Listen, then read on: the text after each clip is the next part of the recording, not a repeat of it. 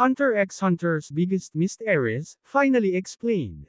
The Dark Continent truth will shock you. Paano kung ang pinakamalaking sikreto ng Hunter x Hunter ay hindi pa natin talaga naiintindihan?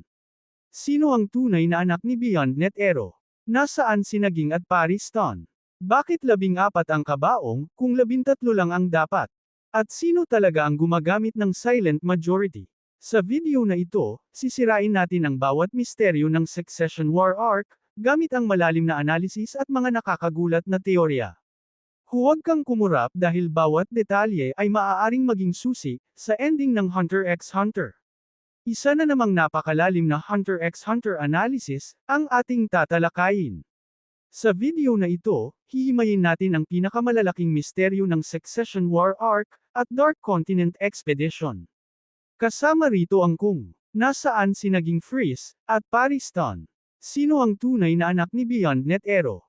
Ano ang sekreto ng 14 coffins ng Kakan?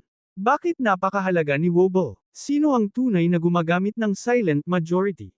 Ano ang tunay na plano ni Beyond Net Ero? Mga teoryang maaaring magbago sa buong Hunter x Hunter. Kung mahilig ka sa malalim na anime analysis, theories, at Hunter x Hunter mysteries, siguradong para sa iyo ang video na ito. Like, comment ang sarili mong theory, share sa kapwa Hunter x Hunter fans, subscribe, para sa mas marami pang anime analysis. Mga kaibigan, kung akala ninyo ay ang Succession War arc, ay simpleng labanan lamang ng mga prinsipe ng Kakan, nagkakamali kayo. Habang mas lumalalim ang kwento ng Hunter x Hunter, mas dumarami rin ang mga misteryong tila imposibleng sagutin. At marahil, ito na ang pinakakomplikadong arc na naisulat ni Yoshihiro Togashi. Sa video na ito, isa-isahin natin ang mga pinakamalalaking misteryo ng Hunter x Hunter, mga tanong na hanggang ngayon ay wala pa ring opisyal na kasagutan. Unahin natin ang pinakatanong ng maraming fans. Nasaan si Naging Freeze at Paris Ton?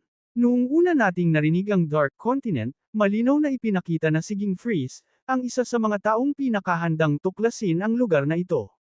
Isa siyang henyo, explorer, at isa sa pinakamalalakas na hunter sa buong mundo. Ngunit habang lumalala ang kaguluhan sa Black Whale ship, tila bigla siyang naglaho. Kasama rin niyang nawala si Paris Tunhill, isang taong kilala sa pagiging manipulative, at mahilig maglaro ng isip ng iba. Dalawang napakahalagang karakter, ang tila sinadyang itago ni Togashi. Bakit? Isang posibilidad ay hindi pa talaga sila nasa barko. Posibleng naghihintay lamang sila sa mismong paglalakbay, patungo sa tunay na Dark Continent. Kung totoo ito, ibig sabihin ay ang lahat ng nangyayari ngayon, ay simula pa lamang ng mas malaking trahedya. Ngunit paano kung nasa barko talaga sila, at naghihintay lamang ng tamang pagkakataon para kumilos? Kapag nangyari iyon, siguradong mababago ang buong direksyon ng kwento. Ngayon naman ay pumunta tayo sa isa sa pinaka-creepy na misteryo, ang 14 coffins ng Kakan. Kung 14 ang prinsipe, bakit may 14th ding kabaong? Hindi ba dapat 13 lamang ang mamamatay at isa lang ang mananalo? Dito nagsisimula ang palaisipan. May nagsasabing ang huling kabaong ay para sa hari. Ngunit kung ganoon, bakit tila kalmado lamang ang kasalukuyang hari? Hindi siya natatakot. Hindi siya kinakabahan. Para bang alam niyang may mas malalim pang sikreto ang ritual? May isa pang nakakakilabot na teorya. Paano kung ang nananalo ay hindi talaga nananalo? Paano kung ang espiritu o kapangyarihan ng nakaraang hari, ang lumilipat sa bagong hari? Kung totoo ito, hindi pala ito simpleng succession. Isa pala itong paulit-ulit na siklo ng sakripisyo. Sunod nating pag-usapan ang pinakamapanganib na tao sa buong arc, si Beyond Net Ero. Noong una natin siyang nakita, marami ang nag-isip na isa lamang siyang explorer. Ngunit habang tumatakbo ang manga, unti-unti nating nakita ang tunay niyang katalinuhan.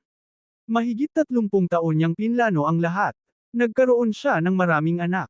Naglagay siya ng Nen-curse. Nagmanipula siya ng politika. At posibleng pati ang Succession War ay bahagi ng kanyang plano. Hindi ito simpleng paghihiganti. Isa itong napakalaking chess game.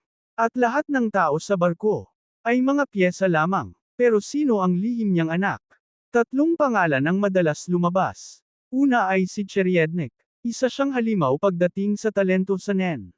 Napakabilis niyang matuto. Napakatalino, ngunit napakasama rin ng kanyang personalidad.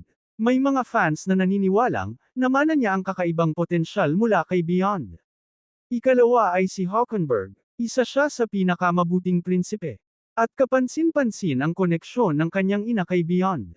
Napaka-suspicious ng lahat. At ang ikatlong posibilidad, ay si Wobble. Bagamat isa lamang siyang sanggol, maraming kakaibang aura ang umiikot sa kanya. Posible bang siya ang pinakamahalagang piraso sa buong laro? Isa pang malaking misteryo ang pagkawala ng tunay na Prinsesa Wobble. Kung totoo ang ilang teorya, maaaring hindi ang sanggol na kasama ngayon ni Kurapika, ang tunay na prinsesa. Kung nagpalit nga ng bata ang reyna, nasaan ngayon ang tunay na Wobble? Buhay pa kaya siya? O naging biktima na rin siya ng sumpa ng Succession War? Kung buhay pa siya, posible bang sa hinaharap, ay si Nagon at Kalua mismo ang maghanap sa kanya? Isang napakagandang direksyon ito, para sa susunod na bahagi ng Hunter x Hunter. At ngayon, ang isa sa pinaka-misteryosong Nen ability sa buong serye. Silent Majority. Hanggang ngayon ay wala pa ring kumpirmadong gumagamit nito. Napakatahimik, napakalinis, at halos imposibleng matuntan. Maraming pinaghihinalaan. Ngunit isa sa pinakamalakas na kandidato ay si Valentine. Palagi siyang kalmado. Parang alam niya ang lahat. Ngunit hindi siya napapansin ng ibang karakter. Ito ang estilo ni Togashi. Ang pinakamahalagang karakter, madalas ay nasa gilid lamang. Ngunit posible ring may mas malaking twist. Paano kung ang tunay na gumagamit ng Silent Majority, ay isang taong hindi pa natin lubos na pinaghihinalaan? Hindi rin natin dapat kalimutan sina Hisoka at Chrollo. Nasaan si Hisoka? Sino ang tumulong sa kanya? Ano ang plano ng Phantom Troop? Ano ang koneksyon nila kay Morena? Habang dumarami ang tanong, mas lumalalim ang kwento. At dito mo marirealize kung bakit kakaiba ang Hunter x Hunter. Hindi ito umaasa sa puro laban. Umaasa ito sa isip, sa estratehiya, sa politika, sa psikolohiya, at sa mga misteryong kayang pag-isipan ng fans sa loob ng maraming taon. Sa huli, maaaring ang Succession War arc, ang magiging pinakamagandang arc ng Hunter x Hunter, kapag natapos na ito. Lahat ng karakter ay may sariling layunin. Lahat ay may tinatagong sikreto. At bawat kabanata ay may bagong palaisipan. Marahil ay hindi pa natin alam ang buong katotohanan. Ngunit isang bagay ang sigurado. Kapag dumating na ang araw, na tuluyang makarating sila sa Dark Continent. Maaaring magbago ang buong mundo ng Hunter x Hunter magpakailanman. At ikaw, ano ang pinakamalaking misteryo para sa'yo sa Hunter x Hunter? Sino sa tingin mo ang tunay na anak ni Beyond Net Zero? Sino ang gumagamit ng Silent Majority? At ano kaya ang tunay na mangyayari pagdating nila sa Dark Continent? E-comment mo ang sarili mong theory sa ibaba, dahil baka yun na ang susunod nating pag-usapan. Kung nagustuhan mo ang analysis na ito, huwag kalimutang e-like ang video, e-share sa kapwa Hunter x Hunter fans, at mag-subscribe, para hindi ka mahuli sa susunod nating malalim na anime analysis. Maraming salamat sa panunood, ingat palagi, at magkita-kita tayo sa susunod na video. Paalam!